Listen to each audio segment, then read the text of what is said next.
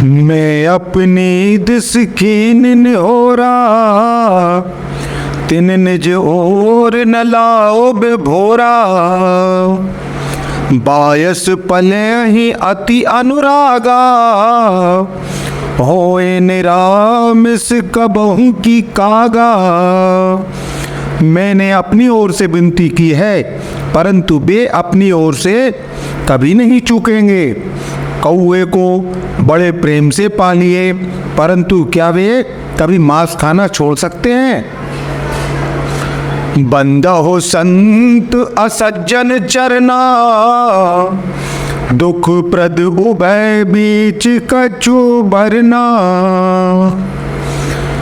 बिछुरत एक प्राण हर लेहि मिलत एक दुख दारुण देहि। अब मैं संत और असंत दोनों के चरणों की वंदना करता हूँ। देते तो दोनों ही दुख हैं परंतु उनमें से कुछ अंतर कहा गया है। वह अंतर यह है कि एक संत तो बिछुड़ते समय दुख देते हैं मानो कि प्राण हर लेते हैं और दूसरे होते हैं असंत जो मिलते ही दारुण दुख देने लगते हैं। अर्थात संतों का बिछुड़ना मरने के समान दुखदायी होता है और असंतों का मिलना। उपजह एक संग जग माही जलज जोक जिम गुण बिल गाही।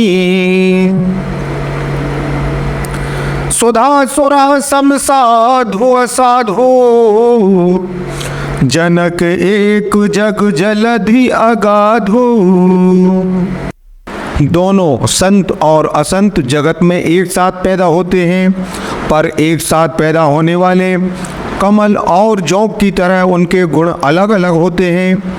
कमल दर्शन और स्पर्श से सुख देता है और जौक शरीर का स्पर्श पाते ही रक्त चूसने लगती है।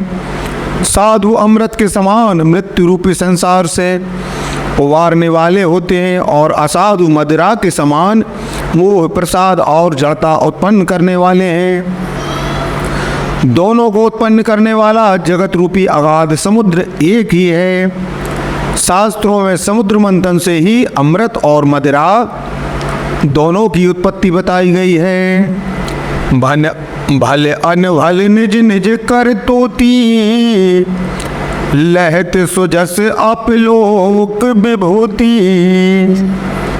सुधा सुधा कर सुर सरि साधु गरल अनल कलिमल सरि व्याधु। गुण अवगुण जानत सब कोई और जो जेहि भाव नीक तेहि सोई। भले और बुरे अपनी अपनी करनी के अनुसार सुंदर यश और अपयश की संपत्ति पाते हैं। अमृत चंद्रमा गंगा जी और साधु एवं विष अग्नि कलयुग के पापों की नदी अर्थात कर्मनाशा और हिंसा करने वाला व्याध इनके गुण अवगुण सबको ही जानते हैं किंतु जिसे जो भाता है उसे वही अच्छा लगता है। भलो भलाई पे लहन चाहिए नीच सुधा सराई है अमरता गरल सराई है मीच। भला भलाई ही ग्रहण करता है और नीच नीचता को ही ग्रहण किए रहता है। अमृत की सराहना अमर करने में होती है और विष की मारने में। लखन सिया राम चंद्र शंकर हरिओम जय जय सिया राम श्री सीताराम श्री जय हनुमान हरि जय।